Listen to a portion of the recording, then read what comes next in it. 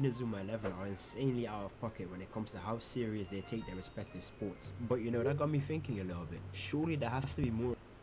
I think we can all agree that Beyblade and Inazuma 11 are insanely out of pocket when it comes to how serious they take their respective sports. But you know, that got me thinking a little bit. Surely there has to be more of these extravagantly unhinged shows. And that's when it came to me. Kuroko no Basket.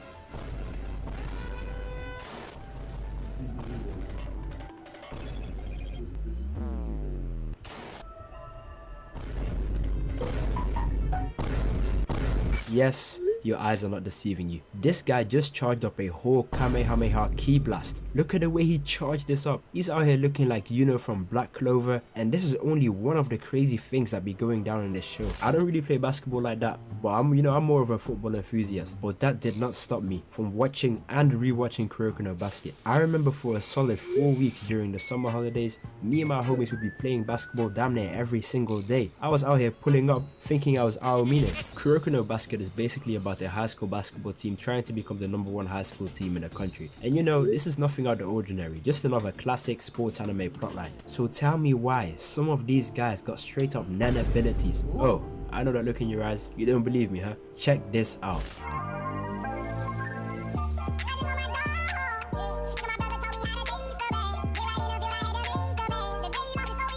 I need someone to give me a detailed explanation as to why Kuroko just used a whole flash step in a game of football. There is no way it's that serious. He's really out here using instant transmission for a 2-point layup. Kuroko used to be part of this middle school team called Teiko, which were also known as the Generations of Miracles. And if I tell you this team was unfair, it would be an understatement. They were like prime Chino Hills. You know, matter of fact, Teiko was basically like having Steph Curry, Kobe, Michael Jordan, Shaq, and LeBron all on the same team. But they decided that it would be best for all of them to go to separate high schools to make it more competitive between all of them. That's where Kuroko joins Serin and meets his new ace, Kagami. Kagami is like a diamond in the rough, an unpolished hidden talent. So now Kuroko, Kagami and Serin have made it their goal to beat their Generations of Miracles and become the best high school team in the country. This is all run-of-the-mill stuff, so let me introduce you to our first antagonist of the story, the small forward of the Generations of Miracles, Kisei Ryota. I'm right, I'm left, I'm left, I'm right, I'm right, I'm left,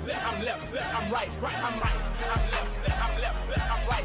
Whatever you're thinking, you're correct. This man Kisei has a Sharingan. Any move he sees, he can copy it perfectly. Look at this, bro, look at this. He just sold Kagami a dirty hezzy into a backward spin, finishing off with a dunk. Not only did he steal his entire flow, he did it better. And he gave Kagami the buckets in the loafers. Bro really might be a descendant of Kakashi Hatake. They go to settle the score in a real match, and tell me why I just witnessed some Hall of Fame menace to society actions from Kagami.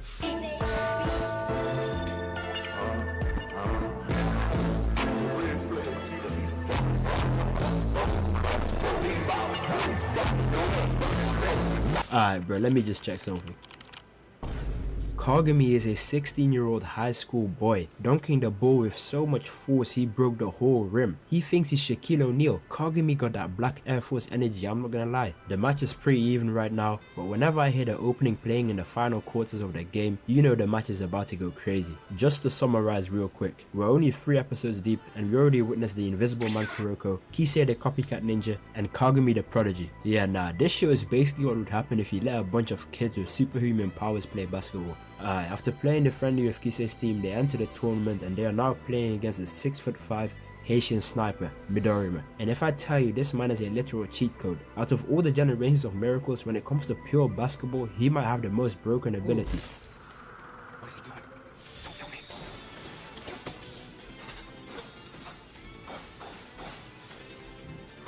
Oh, disgusting.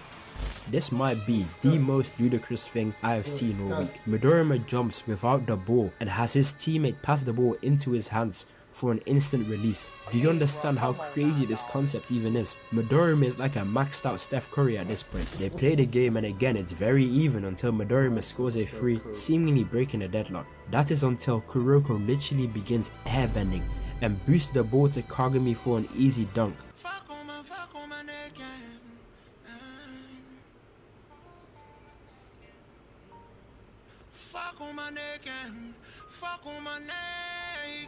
You know what? Let's just cut the nonsense. I did not just witness a 16-year-old full form, full court shot. Look at where bro's standing. Like, I reckon Midorima could hit a 3-pointer from his own house. I once saw someone say that Midorima could probably hit a 3-pointer from the moon. The next guy I want to talk about is Aomine, the ace of the generations of miracles. They were hyping this guy up like he was Thanos. They just kept mentioning his name here and there and only showing glimpses of his face, and let me tell you, he absolutely lived up to the hype. Aomine pulled up, and his first on-screen introduction, he speed blitzed Kagami, bodied this random, and we find out that he scored 82 points in his last game all without training. Bro is built different. This is why he's my favorite. He's the lazy genius type character with the Michael Jordan mentality. Aomine already beat Seren in the first game by like 40 points, but the second game is where shit gets wild. The game begins and Aomine is out here playing like a street ball. Kagami is getting cooked. Bro's moving like murderers, soloing the entire team on his own.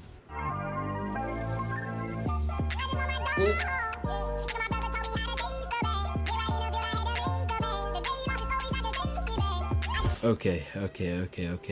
He even called it out like it was some type of super move. There is no way you should be charging up a special move in a game of basketball. This is straight out of Dragon Ball. Look at the way Aomine stops it. I can't believe my eyes. We have transcended the realm of basketball. They're just doing whatever at this point, man. Out here playing with intent to kill. You can't tell. Look at the way the ball is traveling. This is traveling at Mach 10 speed. Kuroko has essentially become useless, and it's now on Kagami to stop Aomine by himself. And Kagami has gone through some type of second awakening, and he's low-key keeping up with Aomine, even like pushing him back a little bit. Seren was really standing on business against Aomine, so he decides to open his domain expansion, the zone. And bro, Aomine came out the gate speed blitzing the entire court. There's no way bro's a normal human. When Aomine uses the zone, he's able to use 100% of his potential for a limited amount of time. But the job is not done, because everyone knows that the best counter to someone's domain is opening your own. So Kagami also enters his domain.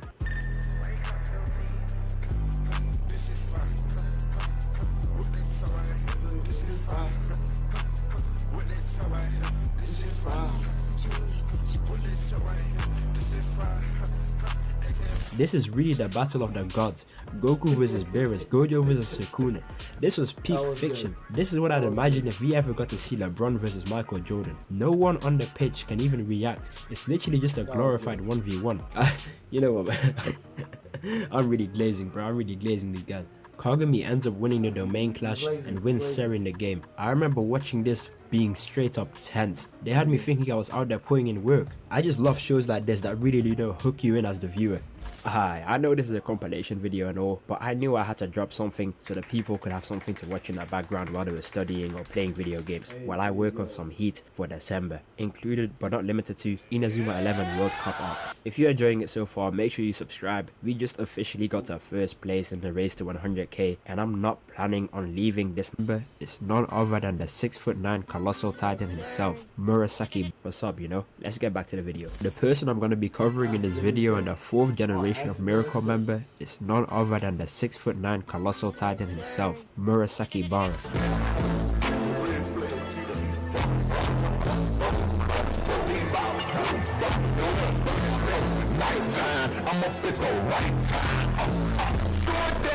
Bruh, I swear to you, this behemoth, this 300-pound white Shaquille O'Neal didn't even jump. This man was getting triple guarded, jumped up, won the ball, and then used literal airbending for a 2-point dunk. Are my eyes deceiving me? Am I schizophrenic? Cause there is no way bro just jumped up like the Incredible Hulk all for the sake of a singular basket. What even is this show?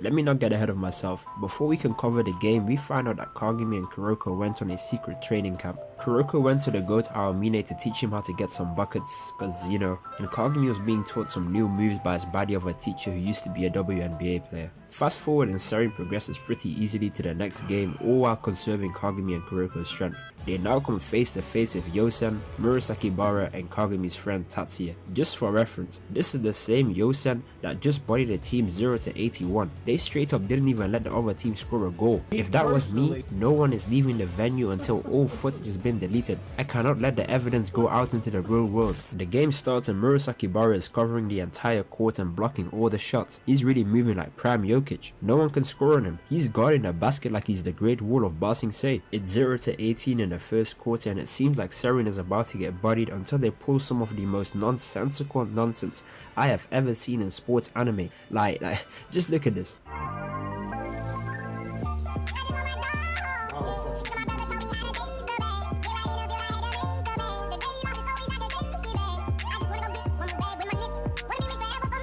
Look at their faces. This is completely justified because there is no way this is fair. Kuroko really has cheats enabled, because tell me why the boy just phased through Murasaki Bara's hand. Kuroko really thinks he's Vision. Matter of fact, scratch that. He's out here moving like Mirio. I know for a fact he has some type of quirk. Kuroko keeps spamming his overpowered ability to try and cut down the lead. The game's pretty even right now, and just look at the way Yosen is playing, bro.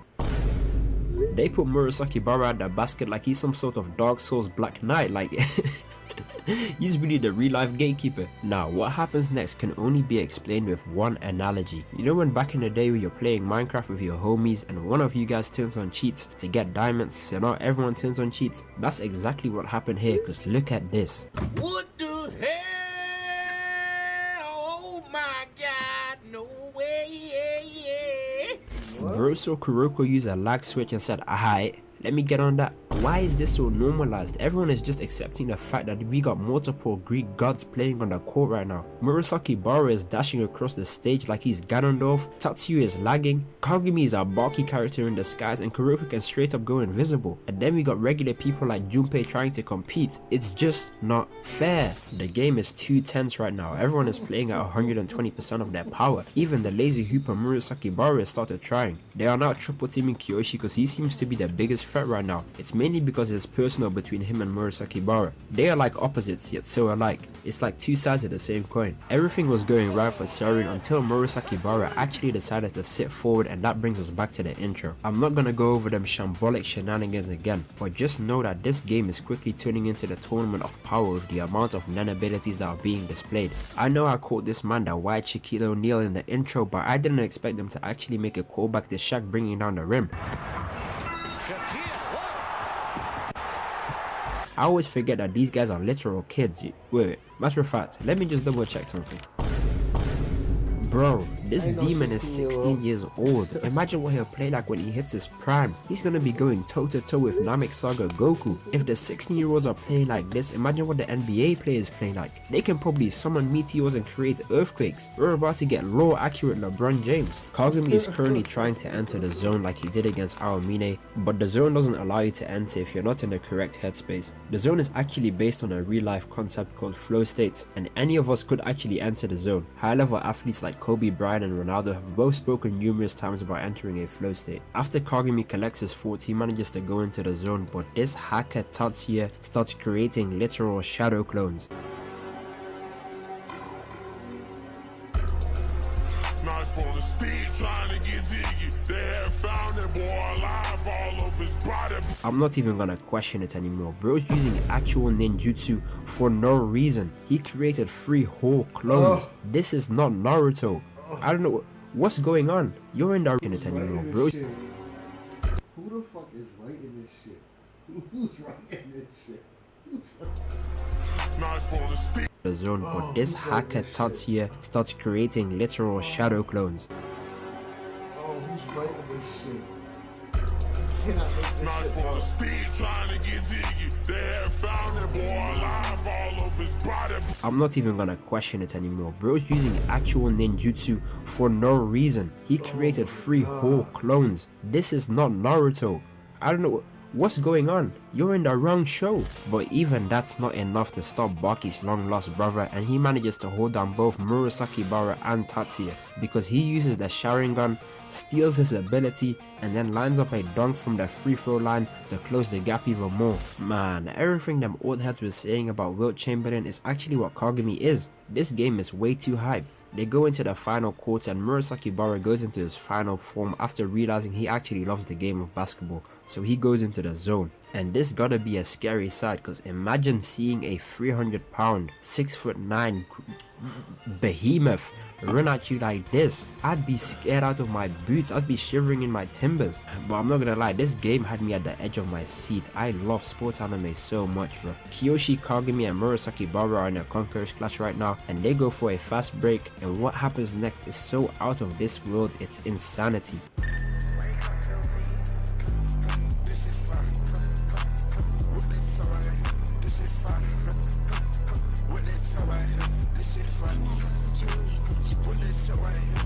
This is so beyond impossible, I don't even know what to say. He had his nuts in his face, sack hanging, head above the rim, and then jammed the ball with a downward slam like it's Brawlhalla. This is art. Man, this win had me celebrating like I was part of the team. Nothing gets me this hyped like a good sports anime, man. Kuroko no Basket deserves way more hype than it actually gets. Alright, so I'm gonna skip through some of the games because the ones I want to focus on most in my next video is Rakuzan and the 5th generation of Miracles member, Akashi. The game to decide who plays Serene in the semis is Kisei versus Haisaki, aka the Black Air Force Demon. He literally wears black Air Forces. Like, look at bro's character introduction. He came for nothing but straight violence, bodied Tatsuya, and was holding up Kagumi's manager the same way Thanos was holding up Loki at the start of Infinity War. Turns out he used to play for Teiko and got the same ability as Kisei. However, unlike Kisei, once Hazuki steals your ability, you can never use it again. This is some nonsense straight out of Naruto. We really are about to watch Kakashi the Copycat Ninja versus Obito. Oh, and we also find out that Hazuki stole Kisei's girl. Fast forward and they start the game and Hazuki is low-key cooking Kisei. But then Kisei tells the scriptwriters to play his theme.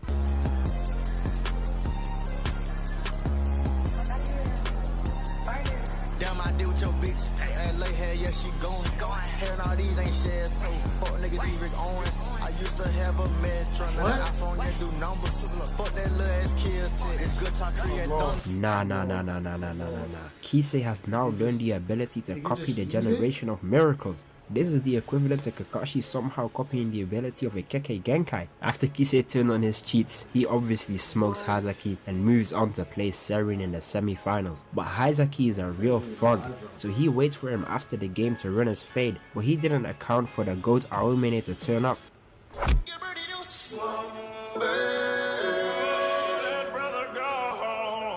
That's my glorious king. He called bro Goofy and then flatlined him with a singular punch. This is why he's the GOAT. The GOAT. Pure demon timing, on and off the pitch. When was the last time you saw a sports anime have these off-field type of interactions? I'm just saying. This leaves us with the official semi-finals. Kisei versus Kagami and Kuroko, and Midorima versus Akashi. Akashi is a D1 crash out. I often call him the wannabe Ayano Koji. He's the definition of taking the sport too seriously, and his ability is straight up out of a whole nother anime. We are using a new method today to debunk the nonsense. It's called the Senshi scale, and each time a character pulls their shambolic shenanigans, they get rewarded with a certain amount of nonsense points. So let's get into it. What the hell? Oh my god, no way, yeah. This is the first time we meet this guy. This is the first on-screen appearance, and he tries to decapitate Kagami. Look at the speed he went to stab him with. This is attempted murder. He damn near speed blitzed him. If Kagami didn't use Ultra Instinct, he would have died. Imagine Akashi goes to jail over this and they ask him, yo, what you in for? And he says he tried to stab someone over a high school basketball game. This is ludicrous. This is preposterous. This is worth at least 3 nonsense points. So now the next matchup will be Akashi versus Midorima, the battle of the brains. I want you to remember that Akashi has been getting hyped up like Madara Uchiha for the past 2 seasons, and this is the first time you are going to see him play. The game begins and Midorima Curry starts off with his 3-pointer from Narnia. Seriously though, this is so unnecessarily overpowered. Midorima is spamming his ultimate with 3 back-to-back 3-pointers. This guy is crazy. Matter of fact, open shot. Fate of the universe on the line where the Martians have the death beam pointed at Earth. You better hit it. I want Midorima. Akashi picks up the ball, and I know he's going to be OP when the opposition team is saying he can sense his aura. Akashi dribbles the ball and does a quick pass for a 2-point layup, but everyone on the court, including me, is kind of looking at him like, damn, I thought he was going to be better. If you are deemed worthy of being the captain of the generation of miracles, I would have at least expected bro to have some type of Susanoo. The way he's playing right now makes me think I could low-key guard him. The game resumes and this orange-haired kid calls out a number like he's Kite from Hunter x Hunter and begins dribbling the ball with 3 fingers so hard it causes entire shockwaves on the court. This is at least worth 2 nonsense points. What do you mean you're dribbling so hard it can be measured on a Richter scale. The second quarter ends 39-39, but this eerie background sound starts playing, and I already know wannabe Iron Koji is gonna start cooking. During halftime, Kagami tries pressing Akashi for the scissor prank he pulled earlier, but I swear to you, Akashi uses straight up Conqueror's Haki and tells Kagami to sit down. What in the code Geass is happening, bro? He ordered bro to sit down and he did. What type of African juju is Akashi using? This is at least worth 9 nonsense points. The third quarter begins and Akashi is now man marking Midorima, and in any other scenario this would be a mismatch. Akashi is like 5'3" and Midorima is like 6'7", bro. This would be like Nate Robertson guarding Wembanyama. Midorima goes for a 3, but there goes Akashi again using his visual jutsu, and he somehow steals the ball off Midorima and goes for a fast break. Takao tries to stop Akashi, but this man has some type of future sight quirk and crosses Takao into next week. This is foul work. He even trash talked him before he shot the ball. This is top 10 disrespect moments in all of anime. You ain't never gonna be shit. Your mama ain't never. Your mama wasn't shit. Your daddy wasn't shit. You think you gonna be some shit? Yeah. I'm not gonna lie. No one's leaving the venue with that footage. I'm taking all the SD cards, memory cards, even checking recently deleted. Any evidence of me getting crossed up by Iron Koji must be vanquished before it reaches Twitter. We found out that Akashi does indeed have observation haki because he can apparently predict every single movement with his eyes. After the things I've seen in this show up until now, I'm not even surprised anymore. This is at least plus 14 nonsense points. The game continues and Midorima's team is getting blown out right now. Akashi is dodging screens, stealing balls, and sending people to the shadow realm with his basketball genjutsu. This performance right here is genuinely more dominating than Mbappe versus Argentina at the World Cup. He's really carrying his team. Akashi goes for a layup, and then mid layup he holds the ball behind his back and sets up his team with an elbow pass. And as much as I want to award like 20 nonsense points for this tomfoolery, it's actually not even that crazy because it's been done before in the NBA by Jason Williams.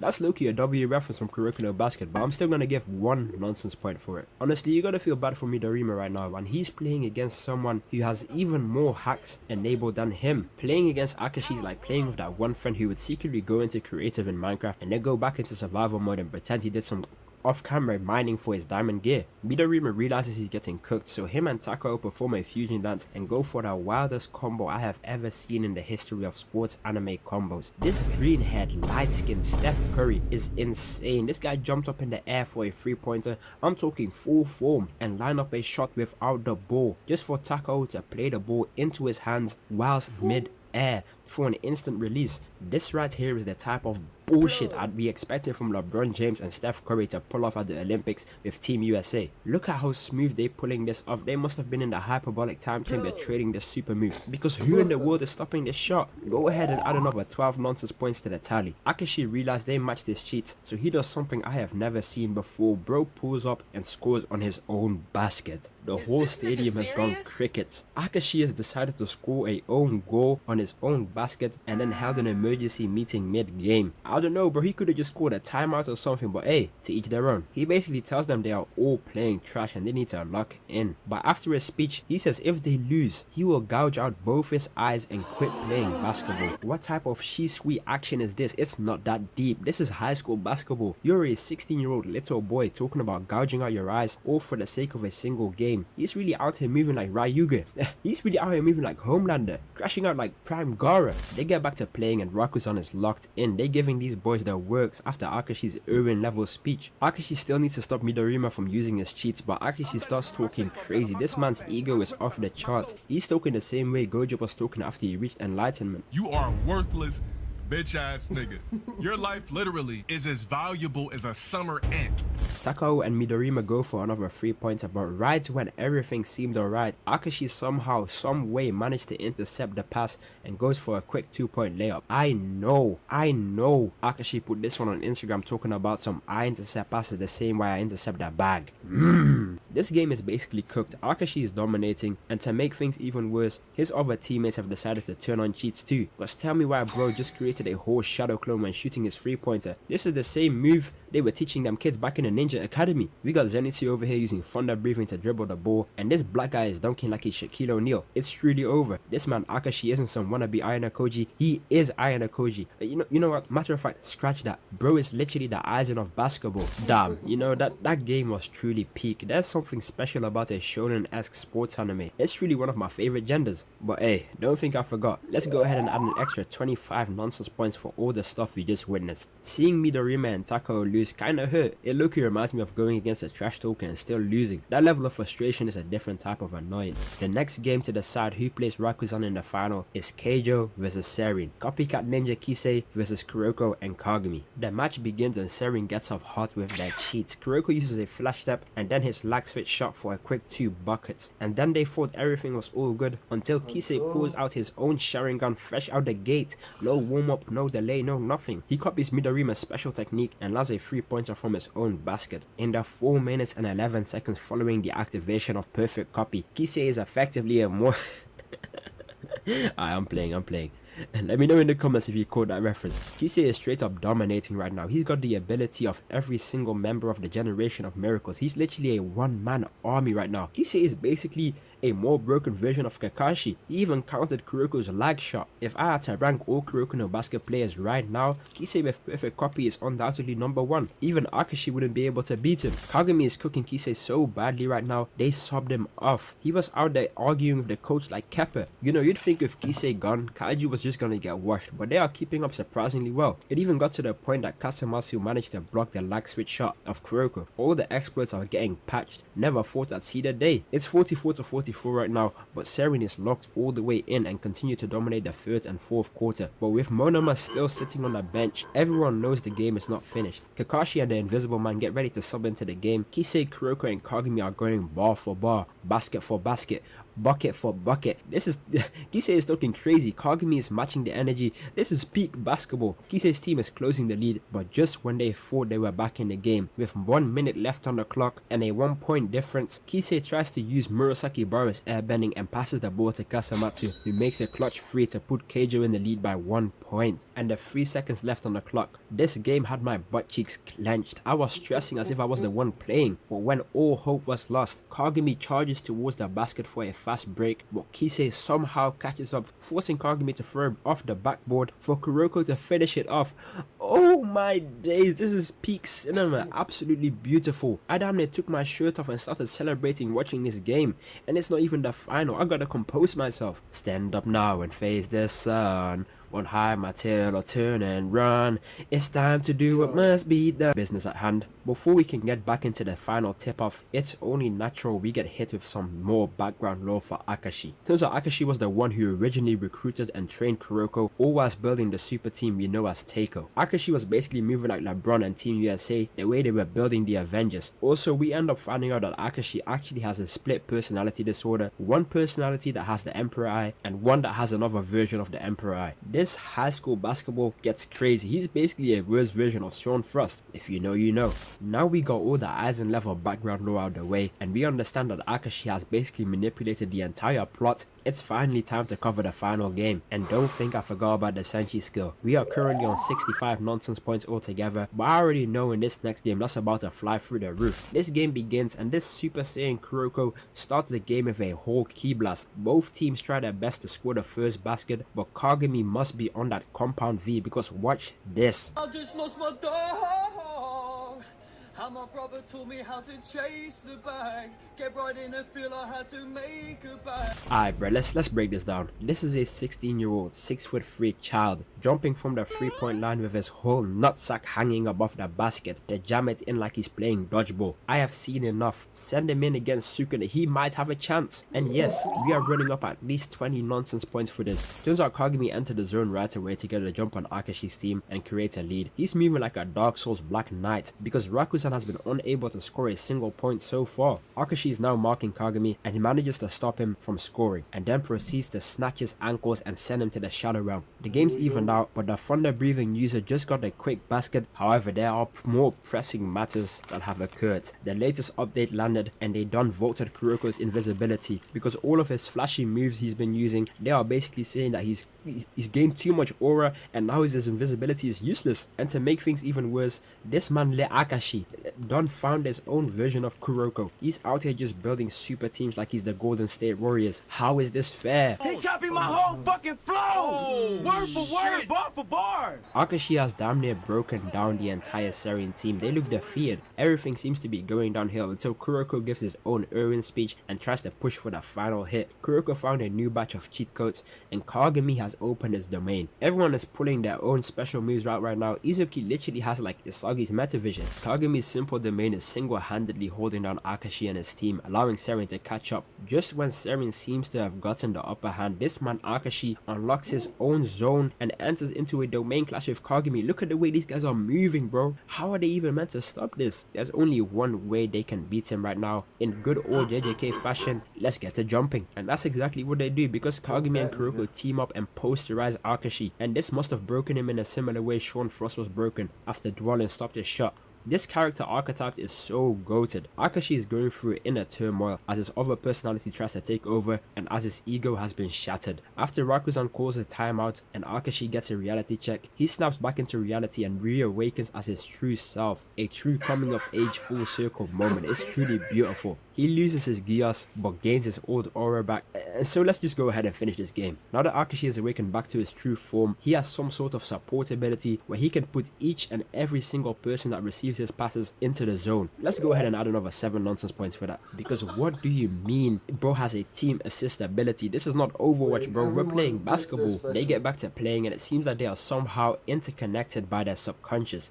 They done weaponize the power of friendship into some Space Jam Avatar state like connection. Look at this sequence of basketball, bro. Are they playing a high school game of basketball or are they trying to save the world from an intergalactic alien species? These guys are insane. I'm genuinely convinced these 5 together can probably beat Sukuna in this state. Just imagine the synchronized jumping they could perform like this. 10 seconds on the clock, Izuki passes the ball to the clutch shooter Hyuga, who pulls off the most big ball play of all time and draws a 4-point play. There's ice in his veins. You can't take him out. He's different. He's not the same. You are you, but he is him.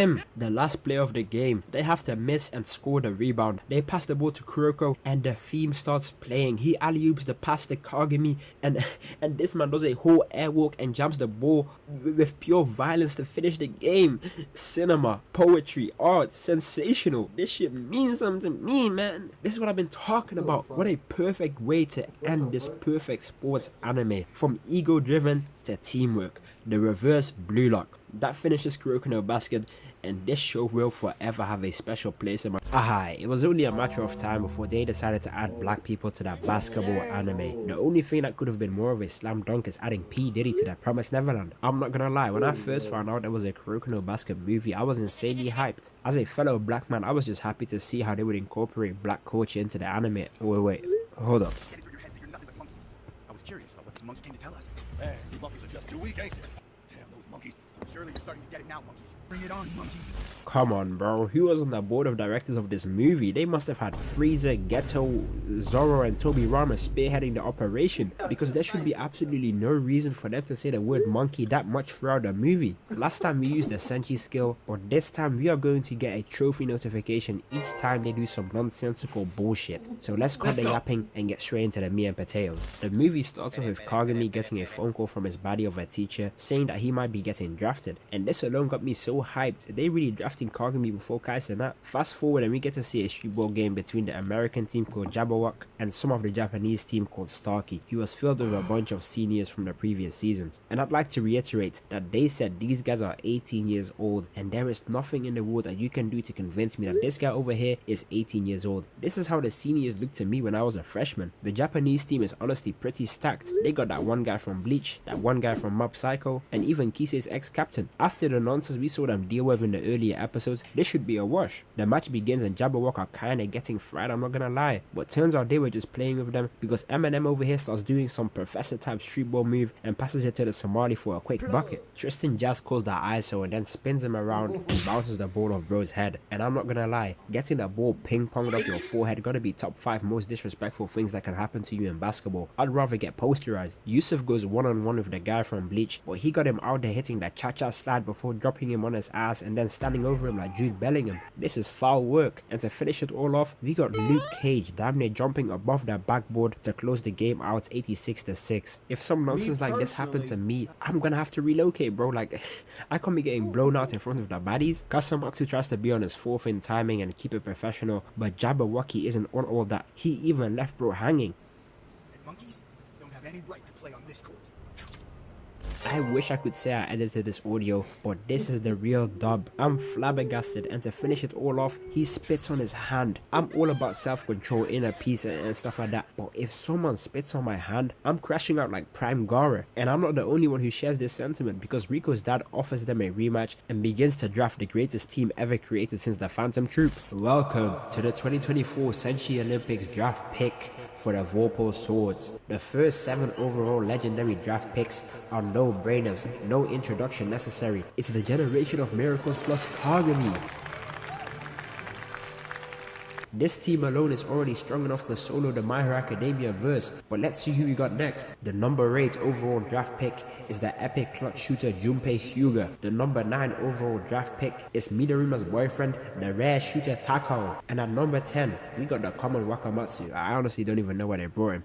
Nah bro, getting to see all the generation of miracles plus Kagami together on one team is the type of dream stuff they never let us see in sports anime. Like, imagine all the best players from Haikyuu all together on one team. That would be peak hype. This is really what it felt like seeing Team USA at the Olympics. Fast forward and the coach has to check up on Jabberwocky because they've been partying all night while staying in Japan. But Kuroko tagged along and started talking crazy. You have African American rappers saying N-word this and N-word that, but a Caucasian can't.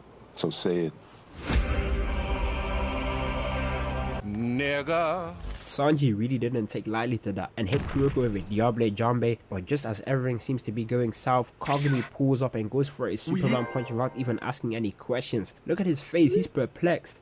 I guess that means you're the ones we're gonna be facing tomorrow. At least you monkeys seem halfway decent. Alright bro, let's cut out the friendly fire.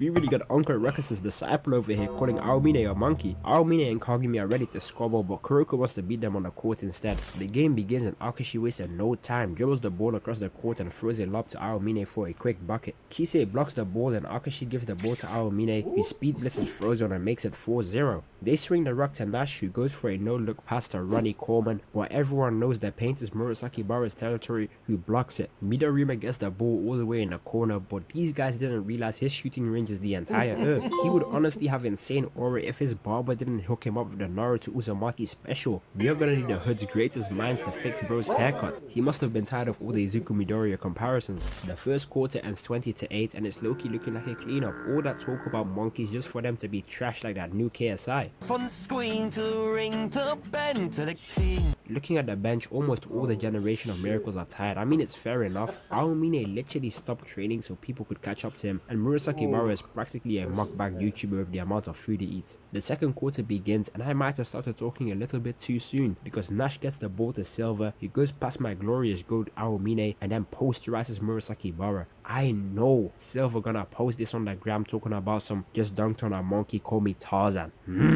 The game resumes and Silver is dominating the entire court right now. Nash passes it to him on the fast break and just look at this.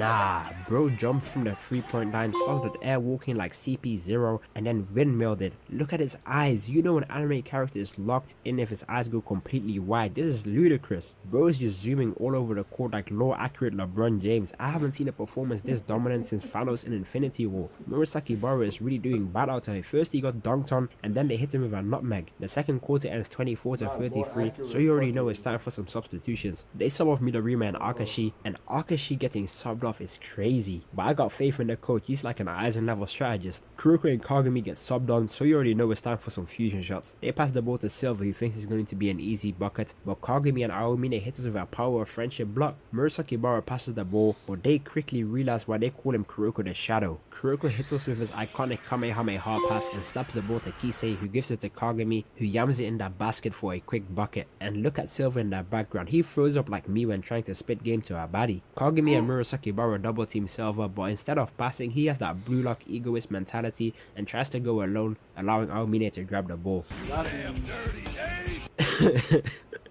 Man, I know the script writers and voice actors had way too much fun in the studio recording these lines. That one came from the soul. Kuroko gets the ball and does some airbending to get into Kisei for an open dunk, making it 36-40. They get back out there and it seems like Nash has finally decided to lock in, giving a quick pass to Silver, who yams on Murasaki's Bara's head so hard, he literally starts bleeding. This wannabe Shaquille O'Neal cannot be 18 years old, I refuse to believe it. Mash and Silver are basically like Yuji and Todo, Kyrie and Luka. They are really a dynamic duo, 99 overalls with all badges unlocked. The score is now 42-61 for Jabberwocky, and they sub on the grill master Akashi to cook up a 5-star meal. Kisei uses perfect copy and Aomine enters the zone. Look at this transformation. They are out here looking like Trunks and Vegeta in Dragon Ball Super. They begin double teaming Silver and it's basically like being hounded by two Aomines. Akashi passes the ball to Kisei, who snatches Logic's ankles and passes it back to Aomine for a formless shot. This team's chemistry is off the charts, it's straight green links. Sadly for Vorpal Swords though, Nash is still locked in and passes the ball to AJ Shabil, who literally uses a whole flash step to line up a 3-pointer. I always forget that even the random NPCs will have quirks and non abilities in this show. Aomine powers down and lets Kisei handle Silver on his own, and Kisei starts cooking. He blocks Silver, Silver runs back trying to win the ball,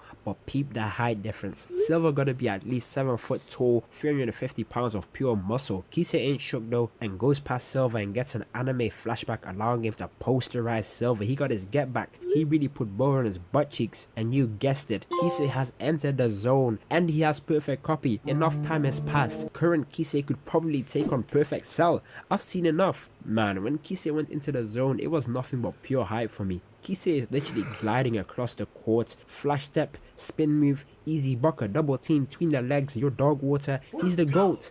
The GOAT. Alright, I've been giving you guys what you asked for, so it's time for you guys to return the favor. Equivalent exchange, you know? We are making good progress. I'm officially second in the race to 100k between me and my homies, and I'm really eyeing that number 1 for so long. But this background sound starts playing, so you already know wannabe Ayano Koji is back in control of Akashi's body, and he's here to stand on business. Akashi's got his gears back and uses it to shut down Nash's lightspeed passes, and he steals the ball and sends KSI to eat dirt, but Silver is still on guard and manages to stop Kagami. They decided to double team Midorima to prevent him from using his Steph Curry shot, but they must have forgot this is the Midorima Curry. He gets into shooting motion, I'm talking full form without the ball, and Akashi passes it in for an instant release. This is the type of stuff LeBron and Curry were pulling off at the Olympics. They managed to claw the way to only a 3-point deficit, but just when everything seemed to be going good for Vorpal Swords, Nash really said, "It looks much better on me." Turns out this wannabe Uchiha also has an Emperor Eye, but unlike Akashi's eye who can only see the future of one person at a time, Nash's eye can see the future of every single person on the court. Man, what type of bullshit even is this? You mean to tell me you have the ability to transcend space-time and you're using it to play street ball? Not even the NBA or anything, just basic street ball? Nash needs to join the Avengers or something. I heard they're short-staffed. Now that Nash has awakened his devil fruit, he's really going ball for ball with Akashi, but this man Nash is on that compound V because he snatches Akashi's ankles, blitzes past Midorima, and hits a 4-point play on Kagami. Hate him or love him, there's nothing you can do about it because he's number 1. Whether you hate him or love him, there's nothing you can do about it because he's number 1.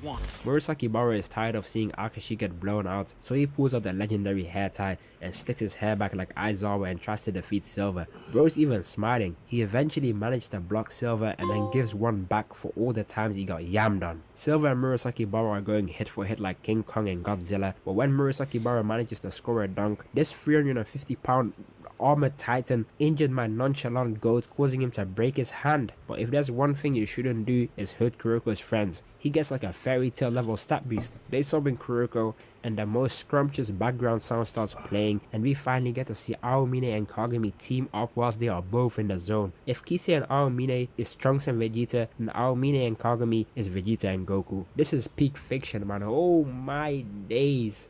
This movie is just pure fan service. I couldn't ask for more. Akashi goes one-on-one with Nash and plays the ball to Kuroko, who smacks it to Aomine at Mach 10 speed.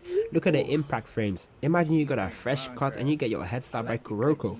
You're cooked. Aomine hits another one of his formula shots. He's really playing like Prime Kobe. They try to line up a counter, but Kuroko intercepts and hits us with another lag switch shot to make it 83 to 87. Nash starts crashing out and speed blitzes past Akashi, drops Midorima and dunks on Kagami. There is no way bro is a normal human being. This might be Meliodas. Nash is a true egoist. With less than 1 minute left on the clock, he's abandoned all his teammates and is playing on his own. But just when I thought they might for real lose this game, Akashi has another chat with his inner demon, and this has to be a reference to Yu Yu Hakusho. This is literally the exact same scene Kurama had with his alter ego Yokai. This writing, this might be fire. Akashi and his inner self have decided to fuse and become one person, coming like Kami and King Piccolo, making Akashi the ultimate player, allowing him to see every single thing on the court. If you were about to fart, Akashi would probably know that you were about to fart 5 minutes before you farted and adjusted all his movements accordingly. This guy's on another level. He unlocks the avatar state and goes plus ultra, surpassing his limits, passing the ball to Midorima,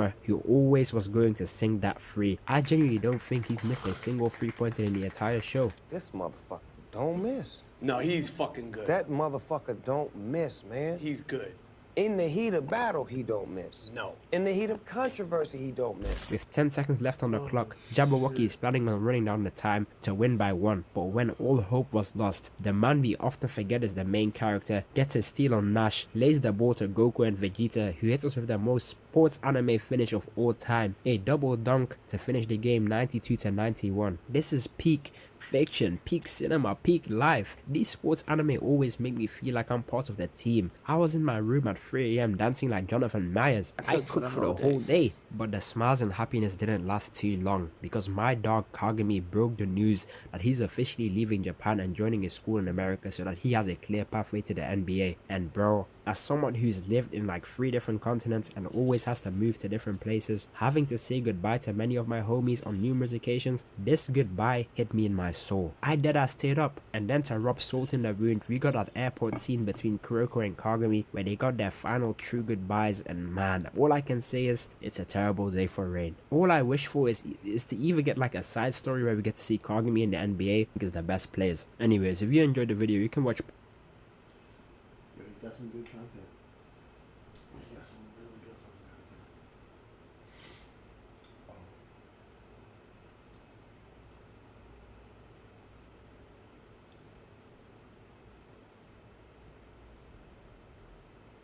To say Baki is the physical embodiment of ignorance would be an understatement. This show has weaponized the concept of schizophrenia into a power system, so much so to the point that whoever can gaslight their opponent better just wins the fight. And on top of all that nonsense, why is there so much pee?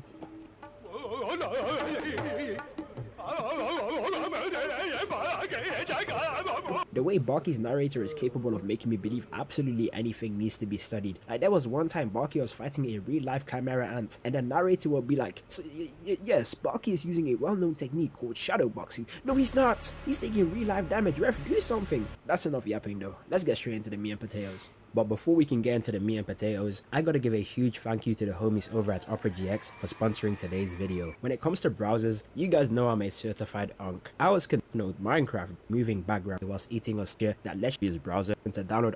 I want to talk about one of the most anticipated anime matchups in the history of anime. It's even on par with things like Luffy vs Akainu or even Luffy vs Blackbeard, because Baki vs Yujiro Hanma has been set up and hyped up since 1991. But before we can go into that, we gotta talk about the build up. Baki and the gang just finished fighting, if you want to call it that, an 8'9" prehistoric caveman in a King of the Hill style tournament, and Baki technically ended up beating Pickle. And after managing to also beat Oliver Biscuit in the previous season, the people are slowly starting to realize that Baki might actually be able to stand against Yujiro. They end up showing us what each person has been up to since fighting lore accurate Tsukasa, and after scanning Baki's brain, they come to the conclusion that his cerebrum literally resembles Shaitan, and that this could be the reason for Baki's strength. We then cut over to Baki's girl getting a flashback from Muhammad Ali Jr., and she was all up on him, hugging him for so long to the point that her clothes got drenched in his tears. Like, this is nasty. Look at the way it's dripping. This got to be at least 600 bodies. If I was Muhammad Ali Jr., I would have sued for defamation of character. After that, we end up cutting over to my goat Sea King Ratsu. He was known for being able to run on water and literally summoned his own stand in his fight against Pickle. He did end up losing his leg, so what do you think this shonen protagonist goes and does with his life? Is it A, start fighting ancient aliens? Is it B, retire and go back to China? Or possibly C, become a Marvel rival streamer? Or maybe even D, become a boxer? If you guys become a boxer, you are correct, because tell me why this JoJo's character decided to dedicate the rest of his entire arc to climbing his way up the boxing rankings whilst being assisted by Genji Kamigawa and a pimp named Slickback. And the craziest part about all of this is that he's actually losing some of these fights. You know, Baki is really a nonsensical show. When I get perplexed by characters picking somewhat normal career paths, this is like when Yamcha decided he was going to become a pro baseball player. This is not fair. Look at the way he did Devin Haney, turned his humorous into jollof rice. Imagine dedicating your entire life to becoming a pro boxer, and now your career is over because they made you spar prime Mr. Miyagi. I'd be sick. After that Family Guy cutaway segment, we spin over to Baki. He's talking with the closest thing he's had to like a father figure, and we end up finding out some more lore about why Baki and Yujiro have such generational beef. 5 years ago, a young Baki had his first fight with his dad, and it's safe to say he got laid out. Turns out Baki's mother was actually married to this rich Japanese businessman, and her life was basically set up perfectly. But one day, she came face to face with Yujiro Hanma and watched him decimate his opponent. Like I'm pretty sure this guy is dead. And this yandere freak actually got turned on by that, which basically caused her to willingly leave her life of luxury and go to get busy with Yujiro. I mean, I say willingly, but this man Yujiro broke into her hotel, packed up everyone including her husband, and then told her she's going to give birth to his child. I know, it doesn't get much better, and I'm pretty sure I'm missing out a bunch of other crucial details too. After birthing Baki, she basically trained him up to be the next Captain America, giving him all the necessary facilities to one day be strong enough to fight his dad, and she did all this because she thought it would make Yujiro love her. But she wasn't really familiar with Yujiro's game. I'm pretty sure this is like the second or maybe even the third time he's pulled some nonsense like this, just spreading his genes all over the place, moving like Genghis Khan. Despite all he went through, Baki still loves his mother, because when his pops was about to end him off, his mother stepped in defending Baki and even landing an overhand right on the ogre. But you know, this is Yujiro. Male, female, old, young. But what did Batman say again? The hammer of justice is unisex, because Yujiro begins squeezing her to death. And is she enjoying it? Man, women on Twitter will say old school relationships were way more romantic than today, just for the average husband in the 1900s to turn into prime Yujiro if dinner wasn't ready after they came back from their 9 to 5. I was raised in a broken and abusive household. This chicken is cold. When I turned 17, I ran away to Hong Kong, where I met Triad boss Kenny Wu, my first love. Bitch, this chicken is cold. So now you're up to date with the lore. I'd say Baki is pretty justified to hate Yujiro, but even despite this, on some fourth in timing, Baki doesn't actually despise his father. We now cut over to Yujiro, and they spend the next 2 episodes hyping up his strength even more than they already did. First off, we get to see Oliver Biscuit go up against Yujiro, because Yujiro basically thinks he's gone soft after he lost the ones to Baki. Oliver tees up and throws an overhand straight from Jahannam, but Yujiro punches bro so hard the gloves engulfed his face, sending him flying. He practically no-diffed one of the top 5 strongest characters in the verse. Oliver spins back and tries to make it a contest of strength, but Yujiro just lil bros my goat. This is like when they bring back the main antagonist from a previous arc just to use him as like a power gap. We cut over to that one old guy from Inazuma 11, and he begins to bribe the Prime Minister of Japan just to ensure that Baki and Yujiro can win the fair ones without any interference. And you're probably thinking, yeah, you know, they're pretty strong, but surely they can't be stronger than an entire country. Incorrect. Yujiro's threat level is so high that over 100 countries have entered a treaty of friendship with him, including the United States during the Obama administration and during the Bush administration. It's only a matter of fact until bro visits Donald Trump. And I know, you're probably thinking, come on Senshi, this one man surely doesn't have an actual peace treaty with the US of A. The same USA that put tariffs on my day one homie King Julian over in Madagascar. The same USA where eggs cost the same as a Nintendo Switch 2 game. The same USA that decides to bomb countries in WhatsApp conversations. That USA? Yes. because in the very next scene, Barack Obama flies to Japan and meets with the most powerful people from the world to discuss the World War III level event that could ensue if Baki and Yujiro were to fight. And you know, say what you will about dubbed anime, but Baki absolutely nailed the dubbed voice of Obama here. I understand. He's that Superboy who kidnapped President Bosch, isn't that right? Yujiro pulls up to this meeting after taking out the entire security and basically tells the most important people in the world to not get involved in his fight between him and his son. And look at Obama, got him out here looking like Adam Warlock. Don't be rash. We cut over to Baki, and this is where he begins to become straight up schizophrenic. Completely unrelated though. Why is this Sam Sulek lookalike dressed as Steve from Minecraft? He begins yapping to himself in a completely empty room as slowly but surely an image of his dad begins to form in front of him to the point that his girlfriend is actually convinced he's cheating on him. Now, I've spoken to myself plenty of times, you know, like when you're so locked in and deep in the zone, you know, in that monk mode, it's not uncommon to do so. But where I really started to lose it is when Baki was in his training room. Mind you, this is the same training room where he fought pre-transformation Cell. He begins to converse with a roach. Like, he is no joke idolizing and showing sincere gratitude to this roach, a cockroach, for teaching him a brand new technique that allows him to utilize the flash step by turning his body into fufu. And I'm not gonna lie, the flash step is tough, don't get me wrong, but come on, you mean to tell me this guy isn't going insane? Look at the way bro is bowing to it. This is the level of delusion people must think I have when I tell them that I wholeheartedly believe any man can beat any dog. I don't care if you show me a kangaroo or a mastiff or Scooby-Doo, I got me in 5. Like I'm putting it in 7 positions for 70 minutes, life or death. There is no way I'm losing to a dog. The dog better be worried about losing to me. People out here thinking these dogs are Cerberus from Hades, putting it in 7 positions for 70 minutes, life or death. There is no way I'm losing to a dog. The dog better be worried about losing to me. People out here thinking these dogs are Cerberus from Hades. I'll let it be known right now.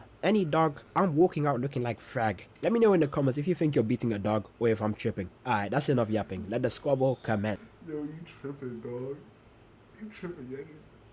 You tripping. You know what a kangaroo will do to you? Do you know what a kangaroo will do to you? That shit'll rip your arm off, bro. You won't have enough time to react. That big motherfucker gonna latch on, and this shit gonna come off. The fucking kangaroo gonna chew you the fuck up.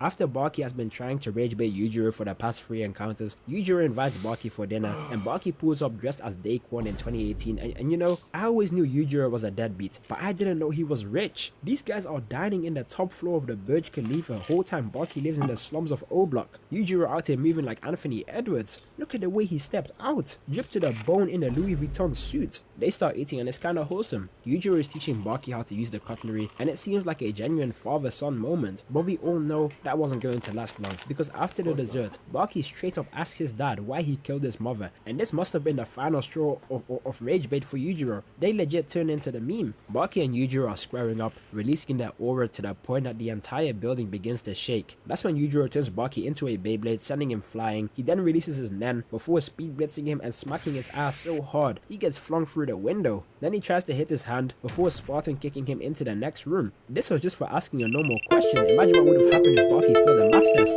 Yujiro proceeds to pick him up by the face and presses him up against the glass before jumping from the top rope like Broly, Batista bombing his own son into a 2009 Chrysler. And then the narrator just comes in like Robo Senku, trying to gaslight me into thinking this is remotely possible for regular humans. Baki asks for a hand up before pimp slapping his dad, but Yujiro just stands there, unfazed, returning the favor, sending Baki flying out of bounds like a Brawlhalla stage out. Baki continues to try and land a hit on Yujiro, but he's full countering everything. Yujiro makes a call out to the iconic whip strike from part 1 and begins loosening his muscles before smacking Baki like Prime Luffy. I know that hurts. This is how it feels to go up against Mr. Fantastic after the season 2 buffs. Baki decides to return the favor, and I thought he finally landed the first blow just for the next frame to pad over to Yujiro. He looks like he's clenching his butt cheeks, trying to hold in the pain. Baki takes on a fighting pose looking like Marshiba from Ippo before he tries to close the distance just to get full countered again. Yujiro genuinely seems upset upset with the fact that Baki isn't trying and basically just tells him to lock in. That's when he finally adopts the technique his sensei taught him, slowly turning his body into okra soup, then launching himself at the speed of a life-size cockroach towards his pops, breaking the sound barrier, spearing him. But Yujiro manages to stop it, so Baki steps back and hits him with an iron fist combo, sending him flying through like 7 bathroom stalls. They continue to squabble like Yuji and Choso, but this is Yujiro Hanma. He picks up Baki and pile drives him through straight concrete, and as they step outside, they see a giant crowd of people who have gathered to watch this squabble. To make a long story short, imagine you're in high school and the 2 strongest kids from 2 nearby schools were about to throw down, and each side is like come together to watch it happen. That's basically what happened here. All people from different races, religions, and regions came together to watch this father-son fight. Yujiro asked Baki to run it on another day because there are too many people, and Baki basically calls him a pussy because he's scared of being laid out in front of all these people. He wasted no time using his cockroach technique, landing a filthy 3-piece combo on Yujiro, and it was so fast that the average human was unable to even realize what had happened. All they saw was the aftermath of Yujiro Hanma's nose bleeding. I'm genuinely not even sure that we've seen this guy bleed in the entire series. Baki might actually stand a chance. He charges up another ult. Cockroach breathing. Second form. Asmongold strike. Just for Yujiro to eat it and land a Yusuke overhand right from Spirit World. Look at the form and oh nah. If someone takes a pic of me after I get sent flying through the air like Carti, I'm pulling a Charleston White. Listen, if a nigga knock me out and I wake up and they got them phones out, I'm gonna shoot the people with the phone. Cause they gonna cause more damage than the nigga that knock me out.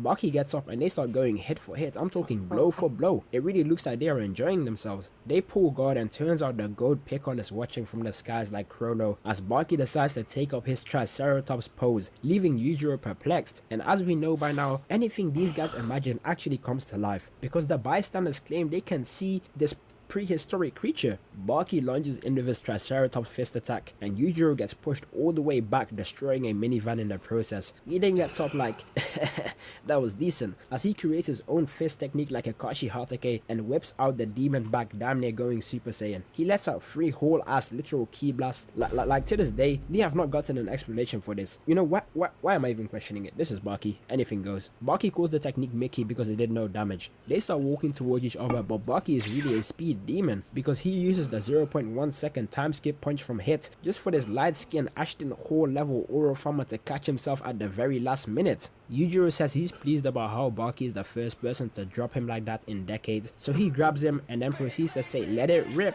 before turning him into a Beyblade and following it up with a Sanji up special and then combo extending into a knee straight into a gut check. Damn! And as it seems like it's about to end, Pickle pulls up trying to get a piece of the squabble, but everyone knows you should never interfere with a fair squabble. So Baki knocks out his tooth, uses real life Conqueror's Haki, and puts Tarzan in timeout like a good boy. Baki and Yujiro get back to boxing, and Yujiro returns the favor, folding Baki like a lawn chair, and this man was seriously about to curb stomp his own son. Look at the form. I wanna be kung fu fighting. Baki dodges and they enter yet another stalemate. They both decide to put their hands in their pockets and wait for the other person to make their move, similar to like a Wild West shootout. But Yujiro uses the ancient parenting technique of counting down to 5, using mental warfare on Baki. So he begins the countdown, and as he gets to 1, Baki tries to pull out his hands to counter his father, but Yujiro still manages to land the first blow, just for Baki to pull out some Brazilian Jiu-Jitsu counter technique, putting Yujiro in a reverse armbar.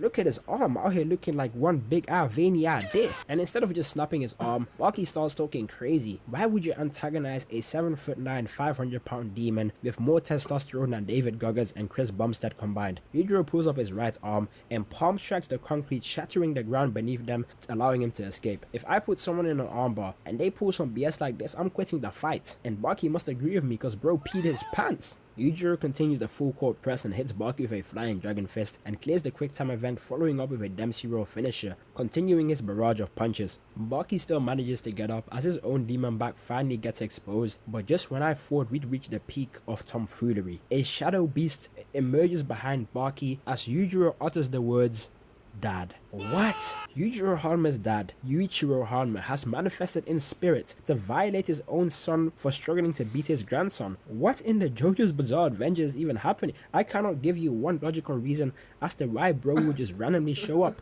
Who summoned him? And of course, the narrator just comes in and gives us a backstory to let everyone know that this guy is a Hall of Fame menace to the nation. To catch you guys up, we gotta go back to the Battle of Okinawa during World War II in 1945. The US tried to invade this island of Okinawa for 6 months straight, but there was this one island so small it wasn't even like on any maps. You could compare it to like God Valley of One Piece. The US military threw over 1,000 tons of explosions onto this island. You're probably thinking, who the hell was on this island? Conquest?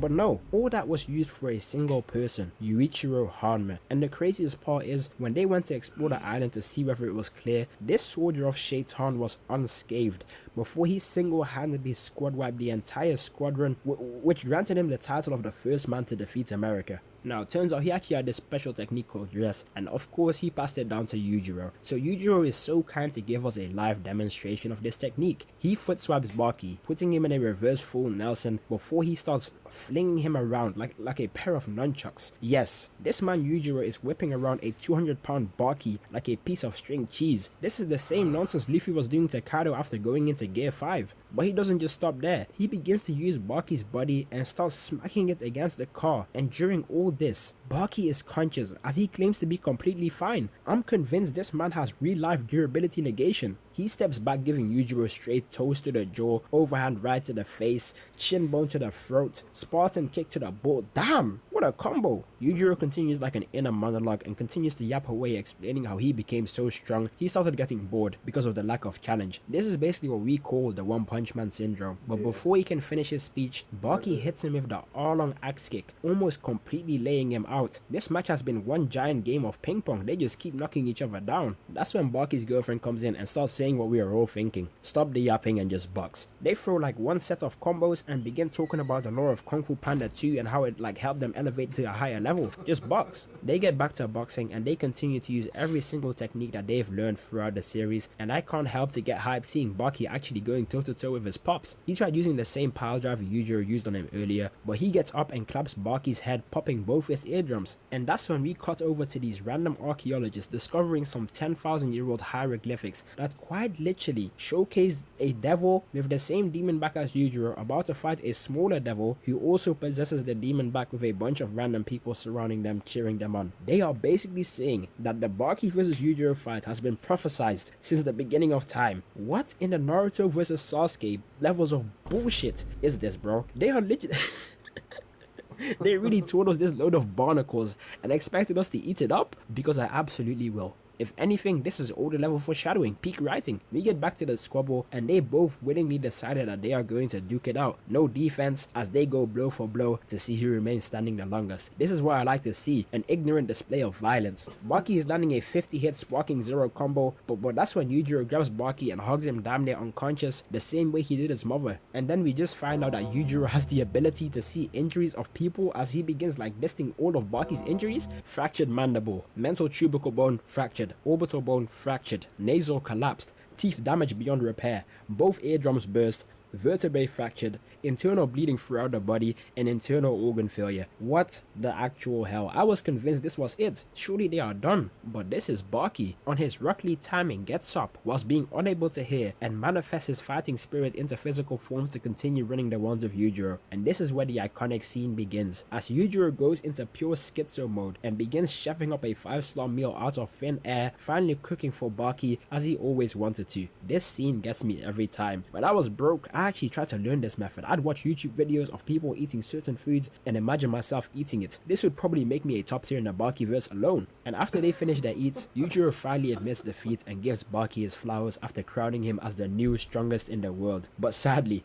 because Baki's eardrums are popped, he didn't even get to realize that he was crowned the winner and ended up admitting defeat to his father. Beautiful. This is absolute cinema, absolutely sensational. If I had to describe Baki for what it is, I'd say it's like a cross mix between JoJo's Bizarre Adventures and the Boondocks. The ability to draw in real life people and events and then like mixing them up with fantasy and a level of nonsense and zestiness is something that just hits the spot after you watch a heavy show like Tokyo Ghoul or Attack on Titan. It perfectly executes what it wants to do. Hey, I appreciate you guys for sticking to the end. Again, Well, he's blown up with shit.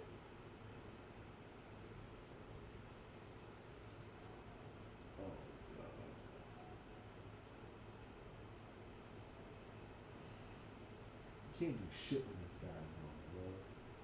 Can't do shit when he's on. When he's on, can't do shit.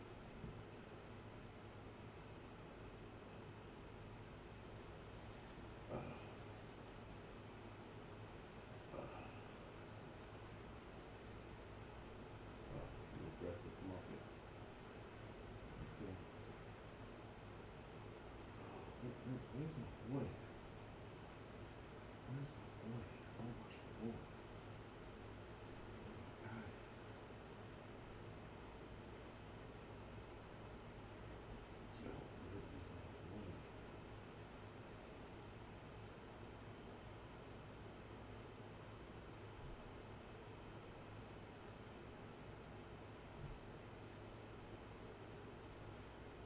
Yo,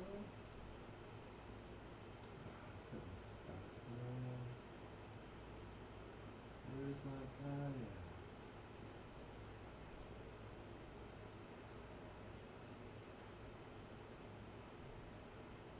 Where's my guy at?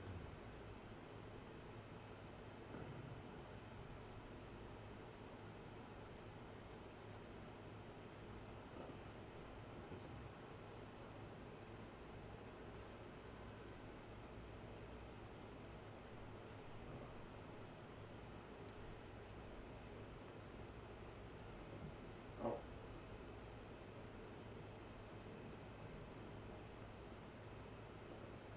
I'm not getting over it. I'm not getting over it. It's making me upset. Sugar guys as much as no one did.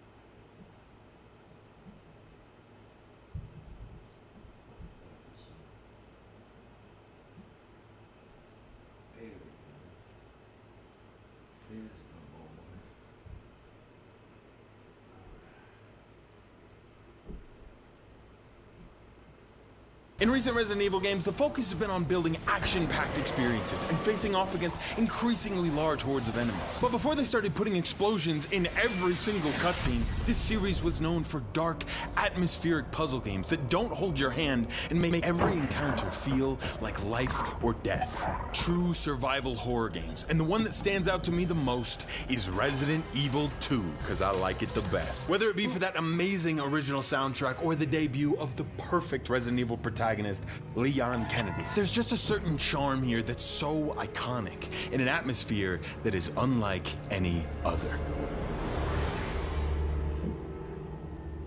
Our journey begins with Leon Samantha Kennedy as he heads into Raccoon City for his first day as a police officer. Seems like there's some kind of trouble here at this gas station outside of town. And if there's trouble, Leon will sniff it out. Walking inside, it looks like the entire place has been torn apart, and the blood splatters outside were just the beginning of the horrors we're about to witness. As we explore the rest of this trash convenience store, we hear the sounds of commotion coming from the back room, and find that all the blood on the floor came from this injured man. He points towards the open doorway, and as we move inside, the sounds grow louder and louder. The lights flicker, the door is shut behind us, and at the end of the hallway waits the horrific monster that caused all of this chaos. Stay back, sir. I got this.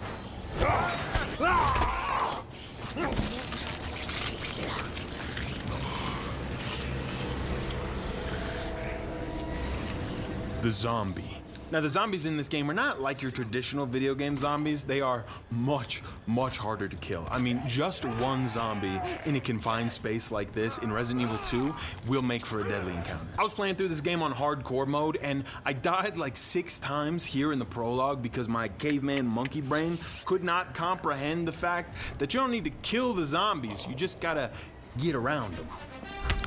In the back of the storeroom, you can grab the key and use it to escape through the other door, where even more zombies are waiting for you. We break a couple ankles and rush to the front door, where we meet Claire Redfield. Don't shoot!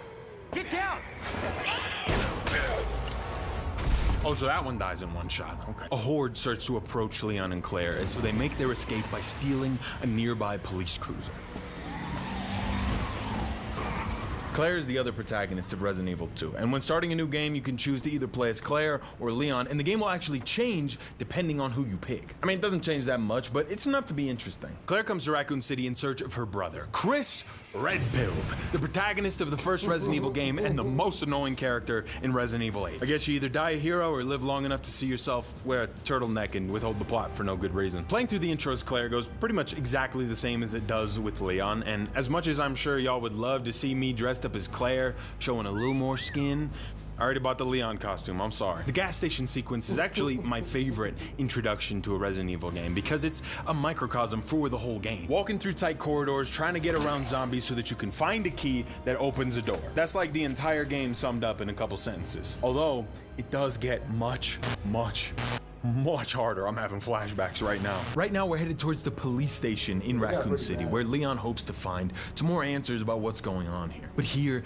deeper into Raccoon City, the roads are blocked by abandoned cars. With no clear path ahead, Leon and Claire begin to panic. And to top it all off, a big semi-truck comes barreling in from behind. This happens because there was some guy driving a semi-truck eating a big sloppy burger, and he hit a zombie, and then he gets out, he goes to pick up the zombie. Oh, he gets bit, and now he's driving towards the city for some reason with his foot all the way on the gas, all bit up by a zombie. Anyway, Burger Boy crashes into Leon and Claire, separating them, leaving them to find their own ways to the police station.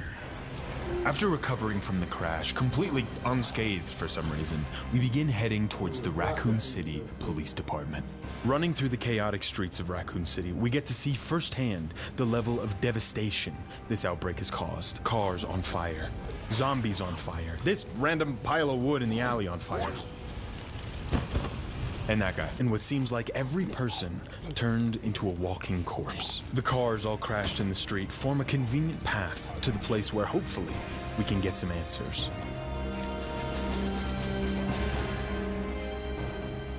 Urbid. Before even entering the station, we can see that those locked up in here likely didn't fare much better than those people out in the streets. There are 17 bodies that have been wrapped and piled up out front of the RPD, as well as some doors and windows that have been barricaded. This likely means that the outbreak has been affecting this place slowly over the course of a few days, gradually whittling down their numbers and forcing them to barricade every entrance and properly dispose of bodies for their own safety. Upon walking into the station, the sounds of the zombies outside and the burning cars completely fades away. It's replaced by the subtle yet iconic soundtrack. The lighting becomes much more warm and even throughout the room, but instantly you're drawn to the statue of the goddess with the moonlight shining down onto her. And that good old American flag, baby. God bless our troops. You know, there's actually an Easter egg in this game that not a lot of people know about. If you look up at that American flag and salute in real life, a Coors Light will fall down from the heavens and an eagle will cry throughout the room. And if you crush that Coors Light in 14 seconds or less, a Patriot missile will blow up. The interior kind of confirms everything we gathered outside. With pop-up infirmaries and barricades on most of the doors, it's pretty obvious right away that those people stacked up out front were the lucky ones. Now this is an ink ribbon, something that's only here because I decided to play on hardcore mode. See, in the original Resident Evil games, there were no autosaves, and you definitely couldn't save wherever you wanted. Instead, you had to find a save room, and even then, you could only save your game at the typewriter if you had an ink ribbon. It adds a whole new layer of tension to resource management, forcing you to be careful about when you save, where you save, and the risks that you take when you haven't saved in a while. The default mode in Resident Evil 2 has has autosaves, which makes sense because I think a lot of people would get annoyed having to replay sections over and over. But for those of us that really loved the Resident Evil 2 save structure and maybe hate ourselves just a little bit, you can play on hardcore mode where once again the typewriters and the ink ribbons are the only way to save your game. I very much prefer the ink ribbons over the autosaves here, and it is not even close. Autosaves just come with a sense of security, which I don't know, is great for a game like, say, Uncharted. It'll keep you invested in the adventure and maintain that action movie-like pace, which is great because most of the stakes in that game come from narrative tension. The point is to feel like a badass, and a badass probably wouldn't spend 3 hours trying to juke a zombie. Resident Evil 2 is a survival horror game where the stakes and tension come from you trying not to die and everything around you working against that. Death can only be terrifying with actual consequences. And while I think losing time isn't always the most fun mechanic, I think it works well here because the ink ribbons are a finite resource that you can choose to use whenever you want to. So if you lose your time, it is all your fault. You only lose the amount of time that you chose to risk. I will touch on this more throughout my playthrough because this is something that came up a lot, and I mean a lot. But I feel like I can explain better what I mean through specific circumstances. A traditional paper filing system, big chunky radios, Art Deco building, and dial-up noises at computers firmly placed this game in the 90s when it came out. If there's one thing that really kills horror, it's having access to your phone or the internet, which is why any good horror media will usually find a way to write that out. Placing a game within this era of unreliable technology is kind of perfect because you still get to use the tech in puzzles, but you can't just, I don't know, FaceTime the president. Mr. President, we meet again. Leon Kennedy. Going over the computer, we find security cameras where an officer can be seen in distress. David, Marvin, you there? I found a way out. It's in here. Send reinforcements. East hallway. I gotta find that guy. Leon can't help himself but to run headfirst towards the officer in danger. Even if, realistically, he probably should have just turned around and gone home. I feel like any normal person would have just left as soon as they saw the zombies, but not Leon. A dark hallway caked in blood stands between Leon and the officer in distress. It seems a missing fuse is what keeps this section of the RPD unlit. Resident Evil 2 is packed full of haunting, beautifully crafted environments. But sometimes I feel like they might be fucking with me. Look at this vending machine and tell me why I have a choice between Ayerda, Kaupa, or Ued. I figured at first, you know what, this is a game written in Japanese. Maybe these are just not translated yet. I popped them into a translator, don't mean nothing. There is no answer online that I could find for this goddamn drink in here to be called Ued. No purpose for it at all. After cracking open a nice cold Ued, we round a corner and see one of the main ways Resident Evil 2 creates horror in its environment.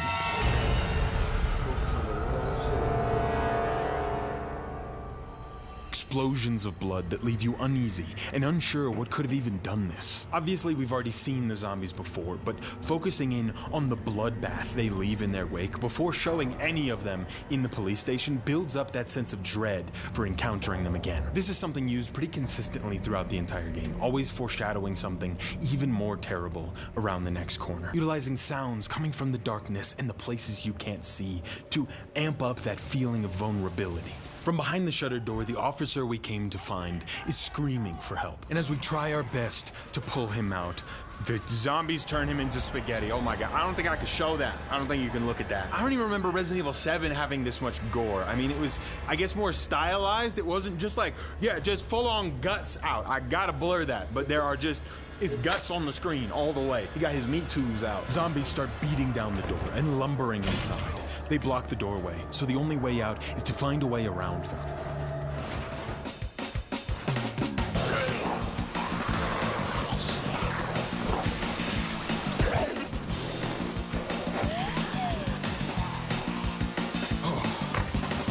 This escape montage was brought to you by War Thunder, the most comprehensive or play during this video.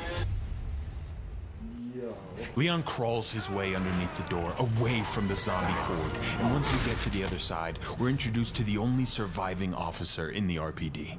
This is Marvin. He is surprisingly nice to you if you play as Claire. Listen, Claire. Save yourself. and kind of a dick if you play as Leon. Lieutenant, I'm not just gonna leave you here. I'm giving you an order, rookie. It's likely a different dynamic because Leon's a rookie officer and Claire is a family member of a senior officer. So like you'd show respect to the family of your friend, but you'd be kind of tough and hard on the new guy who just showed up on the worst possible day. Now from that cop back there who got his tubes tied, we find his journal that will guide us through our first major puzzle. The goddess statue in the center of the station has 3 slots on it for medallions: the unicorn, the lion, and the maiden. Each medallion comes from a statue of the corresponding creature, only unlocked by individual codes written down inside this journal. The only way to progress from here is by finding all 3 and putting them into the goddess statue. And this is the entire game structure. I meant it when I said these older games were just atmospheric puzzle games. Even this remake is still 90% puzzle. The game can actually be beaten very quickly if you know what you're looking for and where to find it. I, however, did not know what I was looking for or where to find it, and my playthrough ended up being like 20 hours. I've seen ones online that are like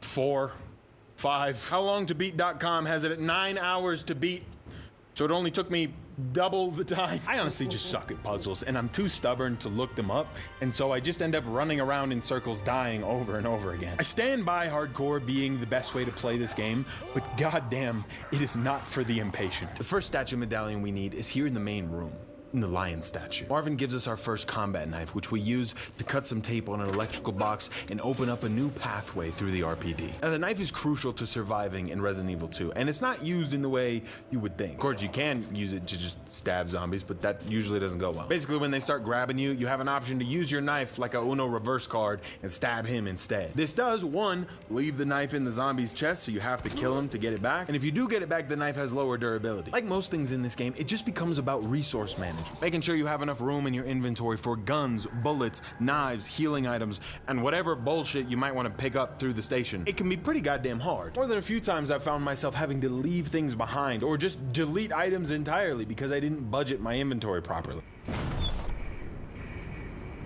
This right here is exactly why I'd call Resident Evil 2 the creepiest Resident Evil game. I feel like Resident Evil 7 was the scariest for sure because the Bakers were some freaky ass villains, but the atmosphere of Resident Evil 2 is the most eerie by a mile. It plays hard into the fear of the unknown, like I had mentioned before, and always hints or nods at something even scarier around the next corner.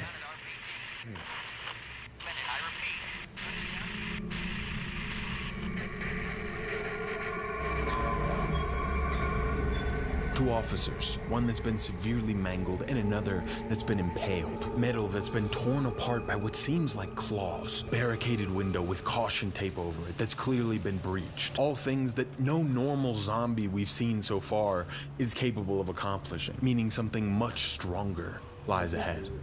In the operations room at the end of the hall, we find a log kept by one of the officers that confirms everything we had gathered from the environmental details. Started with the RPD being turned into a temporary shelter, survivors coming in for safety, but on the first day being attacked by someone who snapped under intense stress, and then a horde attacking the station. Tragedy continued to strike until there were only a handful of survivors left. I thought it had taken a week or more maybe for the station to fall into chaos, but according to these notes, it only took 2 days. On the wall over here is a map of the station, and goddamn is it useful. One thing I will say about Resident Evil 2 is it's not easy to keep track of the puzzles that you're working on. Odds are if you put this game down, you're probably gonna forget about some shit. The map is really your best and kind of only way to keep track of what you're doing. See, the map is color-coded and laid out real simple for you.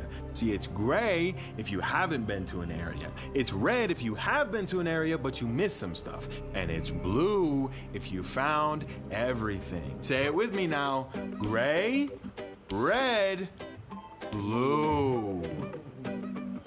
I like talking to you guys like you're stupid. Makes me feel better about myself. I think I get bullied. It also keeps track of any loot you leave behind with a little picture right where you left it. With such a limited inventory space, you're not always able to pick up the things as you find them, so it's nice to have a way to keep track of where they were. That way, once you've stored a couple items, you can go back and pick up whatever you missed. And how would one store these items, perchance? Well, you mayhaps travel yonder upon the save room. You go to the save room. There's a box in the save room. Oh, I love this feature so much. It has been a part of the series since the very first game, and anytime they try and get rid of it, I get mad. and you don't want to see me get mad. It's a simple concept. You walk into a room where no zombies can get you, where you can save your game at a typewriter or store your items in the item box. And while it doesn't make sense how I can put an item in this box and then go to the other side of the RPD and pull that same item out of an identical box, I think it's cool. So just don't ask any questions. Just shut up. Just shut up about it. Don't make it weird. You're making it weird right now. You are making it weird. The main thing I love about these save rooms, though, and I'm sure I'm not alone in this, is the music. Every game in the series has a different save room theme, and the one from the original Resident Evil 2 is my absolute favorite. Probably my favorite piece of music in the entire series. The piano feels weightless, providing this sense of calm that accentuates those sparsely placed lower notes that hit like a hammer. Those two little notes are so foreboding, and they trail behind that beautiful melody, almost to remind you of the horror right outside that door or right behind you. It makes me feel accomplished and hopeless. Like there was no reason I should have made it this far, and there's no way I'm gonna make it any further. And that may just be the association I have with the game experience, but it's such a perfectly placed track because now, anytime I hear it, those feelings come rushing back. I'm not a music critic. I don't really know how to explain why I like a piece of music. It's just good. I just really like this one. Something that made me a little sad about this remake was that instead of using that amazing original soundtrack, they opted for more quiet room ambience. The music was just so crucial for the vibe of that game, and removing it just kind of feels like you're losing a lot of that Resident Evil 2 DNA. It's weird though. It's not a decision I love necessarily, but I very much respect it. They were obviously trying to do something different here, and while it's not the decision I would have made, they delivered so hard on this new direction that you can't really be mad about it. What you have to understand is dynamic, immersive sound design, especially in a video game where the player can move freely around the environment between all the different sounds, is such a difficult and tedious process. Like take the zombie walking sounds, for example. They had to come up with what it sounds like for a zombie to walk, and then they had to record different variations for every different type of floor that they're walking on, or how big the room is to determine how much reverb. And that's just one sound of thousands of sounds in the game that not only need to sound great on their own, but need to blend together into an immersive and believable soundscape. Digital Trends did an interview with the audio director of Resident Evil 2, Kentaro Nakashima, who went more in depth on how they built this atmosphere from the ground up. They talk about a lot in this interview, but one of the things I found really cool was their use of a real-time binaural system, which is the first technology of its kind. Now, I'm not that smart, but the way I understand it is it takes your sounds and makes them stereophonic, and previously the only way to do that would severely limit the quality of the audio you could produce. So they just said fuck it and made something brand new. Clearly I could talk about this stuff for a while, but if you're curious, I'm gonna leave a link in the description to that interview where they talk about a lot more stuff, including just how the general sound design process works. It's pretty cool. All of that to say, I love the original soundtrack, and there's a part of me that wishes it was here, but I have a tremendous amount of appreciation and respect for the work they did building this soundscape, so I don't have much to complain about. Plus, they added a DLC where you can switch to that original music and those sound effects, so honestly, I'm happy either way.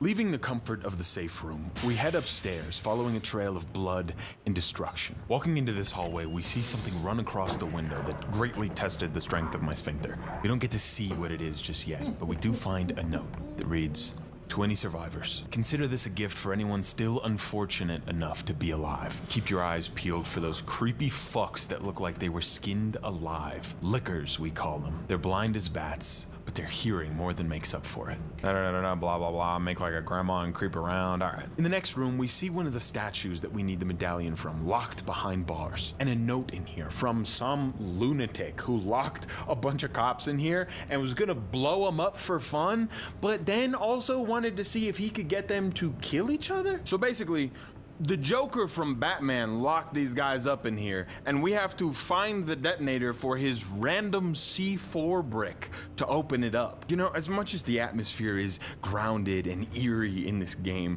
the writing in this series will just never not be insane. We come out of this room and pop out on the second floor of the library.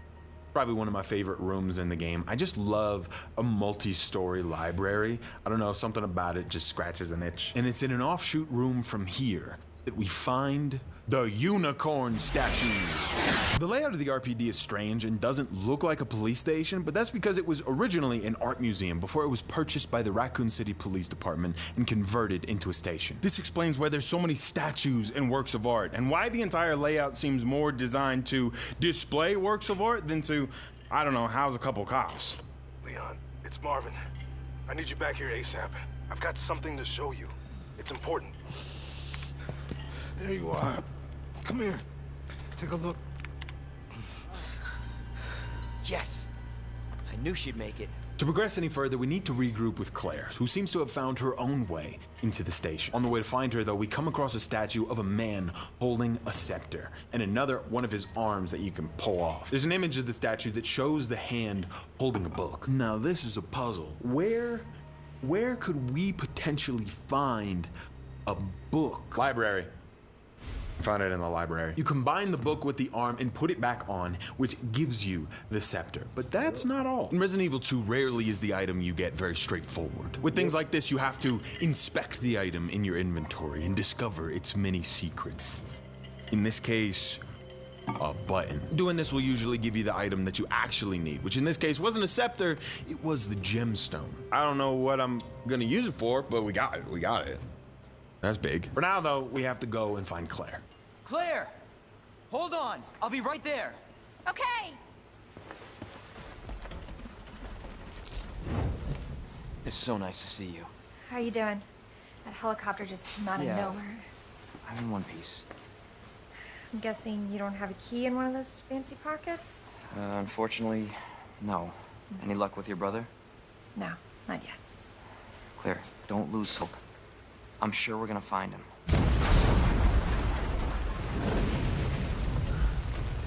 Damn it. You know what that means? Yeah. Dinner time.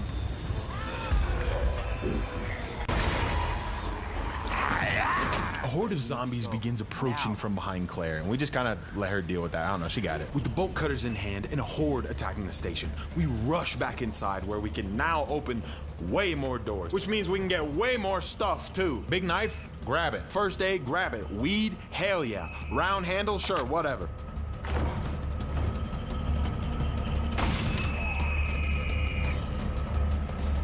Bruh.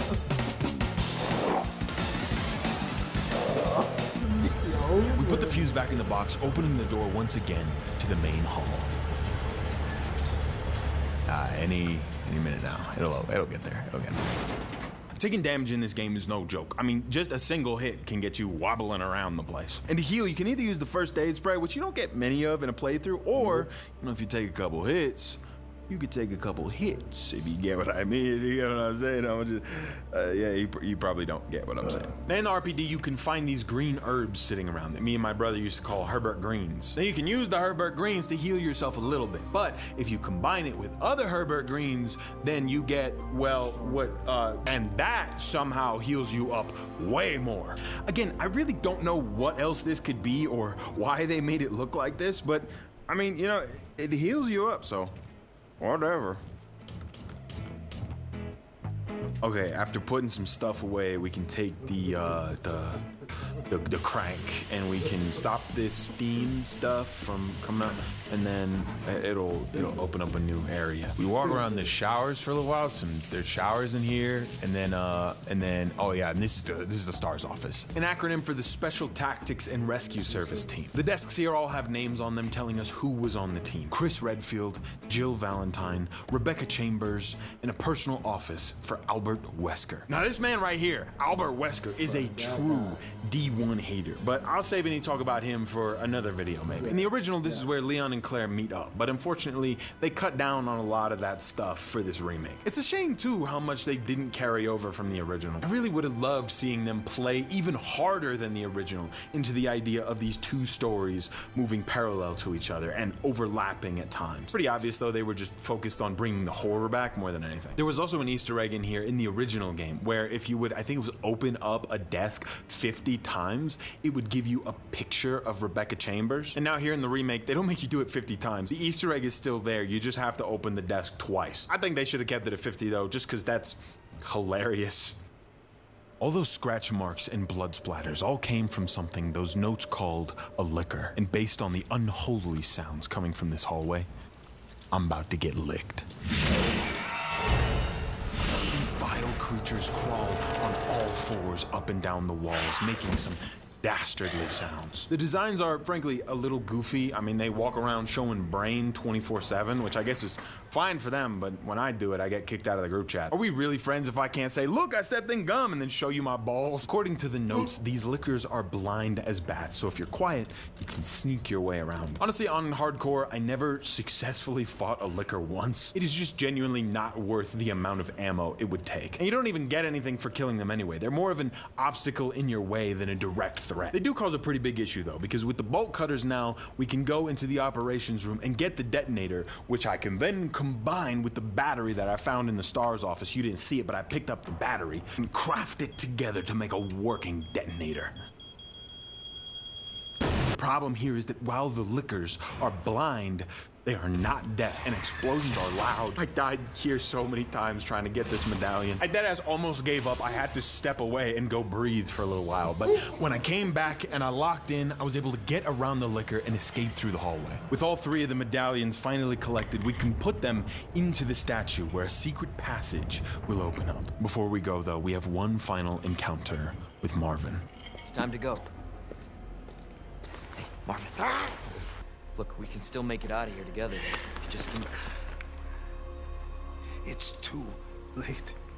All right, I've been slobbering all over this game like it's his birthday, but I got a few problems with it, and one of them is Marvin. Actually, maybe it's just the writing in general. We're so locked in on the gameplay, and it's phenomenal, but we have no time or resources allocated to making any character we meet relatable or compelling at all. Marvin just kind of pushes the plot forward. I don't know anything about this guy. An even bigger issue here is the decision to shoot for this horror realism vibe in a game that was written in the 90s to be as campy as possible.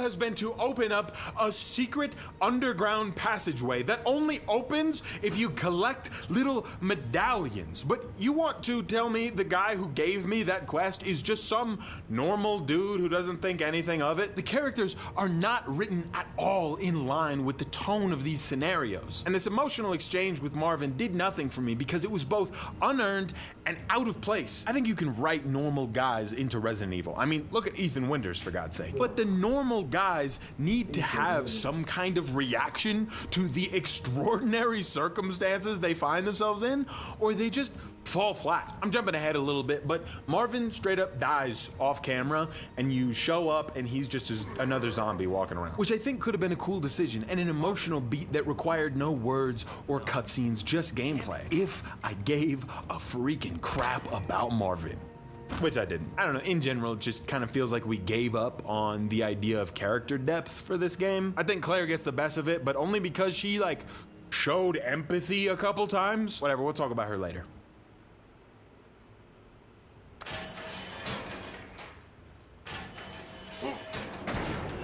Taking this old, worn elevator down, we begin exploring this underground facility.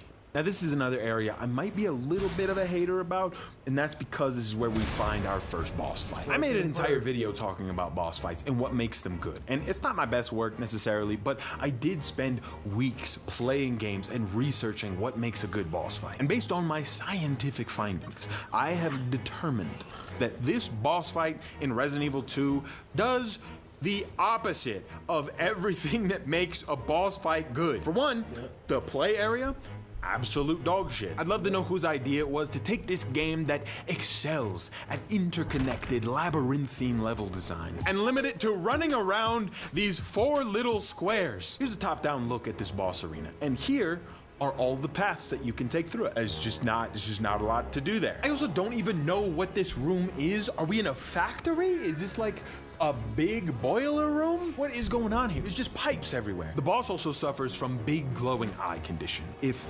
you or a loved one were ever affected by big glowing eye condition, please call this number right now and send a picture of your balls into your group chat. This is, in my opinion, the laziest boss fight mechanic, and it is wildly overdone. I'm looking at you, Dead Space. There are also no narrative stakes here. I have no idea who this is at this point in the game. I'm just fighting a big eye monster. The game so far has been slowly but surely building tension, raising the pressure with increased enemy placement in new locations and new enemy types that are even more dangerous, but that you have full agency in dealing with. But now, I'm trapped in a room with the big-eyed mashed potato man, and he's just gonna keep charging at me until I dump enough bullets into him. Maybe I'm crazy, I don't know, let me know in the comments, but to me, this just goes against the entire design philosophy that they established in everything prior. And worst of all, playing on hardcore mode, they don't make the fight more challenging, they just beef up the health on this guy to an annoying degree. I have no problem losing over and over to a boss fight if I just need to improve and learn their attack patterns to get better. But when I keep dying because there are not enough bullets in my inventory or the room, and so I need to pull out my knife and just start stabbing him and praying, I'm not gonna have a good time. It is just gonna be infuriating. But alright, I'm done being a hater. I'm sorry, I don't normally like to be this negative, but I think the multiple hours of trying to beat this guy on hardcore mode just fundamentally altered me as a person. That's why I didn't play that game on hardcore. It was too new. There were too many strats to learn. I was not learning all the strats. I simply just picked the game up, said normal, let's do it.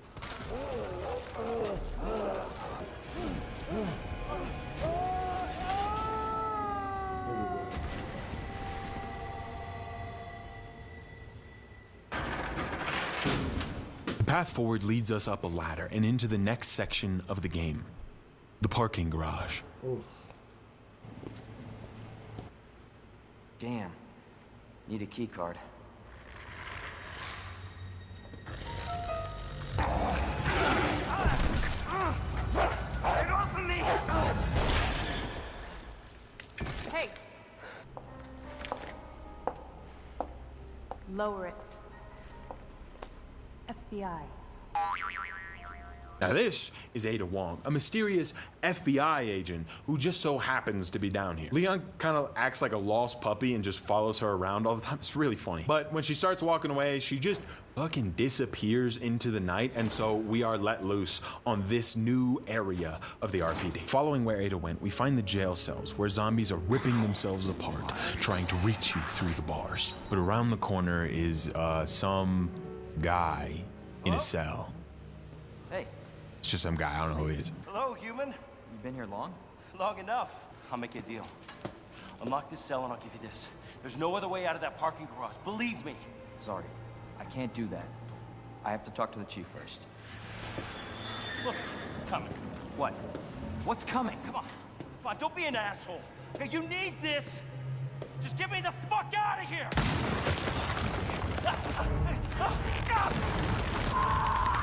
Whoa, he getting squished. Oh my God.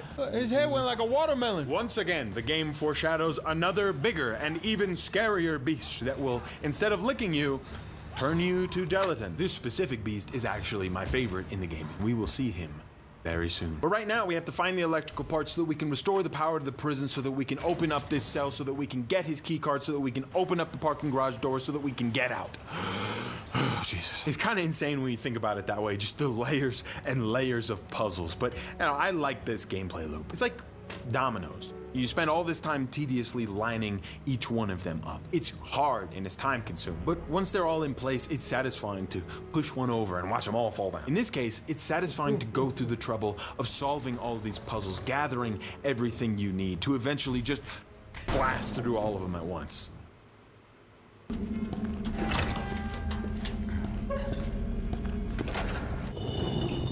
In the morgue, we can find the diamond key. I don't think I mentioned much about the keys at all, but if you know anything about Resident Evil, then you know about the keys.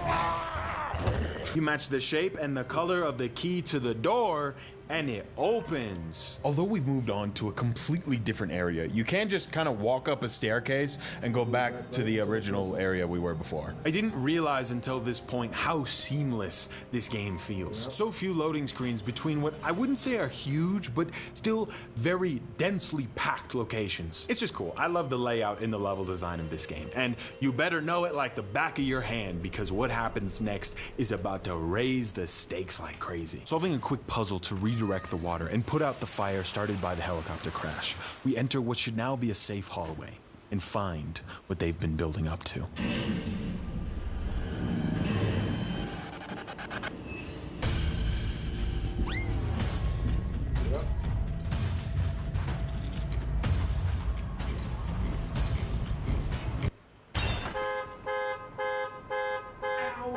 Now this right here is my special boy, my little baby bird, Mr. X. Utilizing the chase tech from Resident Evil 7, this game pulls out all the stops.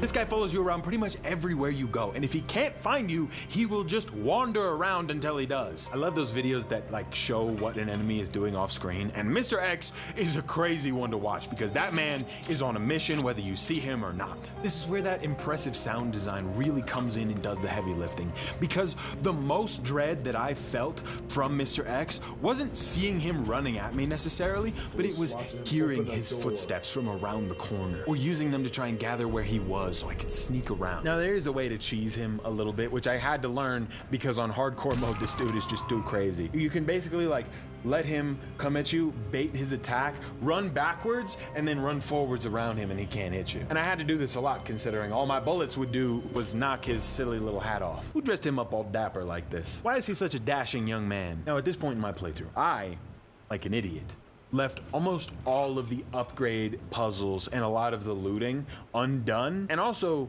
used most of the ammo and ink ribbons that I had. So I thought I was soft locked here, to be honest. The stress of resource management just became so intense at this point. I wanted to go find more upgrades and gather more ammo, but the risks were just too high at this point. It seemed like not only was Mr. X on my ass 24/7, but there were more lickers every time I stepped out of the save room. So basically none of my strategies would work because I would have to sneak around the lickers while also sprinting away from Mr. X, already doesn't work, while also avoiding all of the just base zombies around. It just kind of made me question everywhere that I went and weigh the risk reward, which I love. That is so perfect for a horror game. It was stressful in the best way and made all of the enemy encounters feel that much more terrifying. If not for being able to cheese Mr. X though, I don't know if I would have been able to continue because the game is just so difficult. It took me probably 4 hours to go and get these electrical parts. But once I solved all the puzzles and got all the electrical parts, I pushed those dominoes down, I went out, turned on the power, I opened up the cell to go and get the key card. But when I went in the cell, I found a page that Ben had wrote while trapped in here. It tells us that Mr. X is codenamed Tyrant, developed by, quote, those bastards, and likely sent here to wipe out any witnesses. Along with this, we find a tape recorder with an interview on it. That doesn't explain the rumors about the orphanage.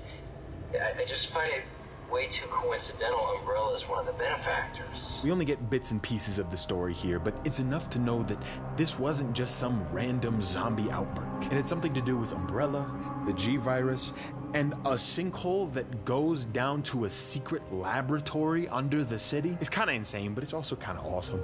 We don't get too much time to think about it though, because a horde of zombies and our favorite beefy boy are on the way to juice my head. Rushing out, we regroup with Ada and finally open the gate to the parking garage, stepping out onto the streets of Raccoon City, where hopefully we can uncover the truth about Umbrella. Definitely want to see part 2 from Disney. But unfortunately, I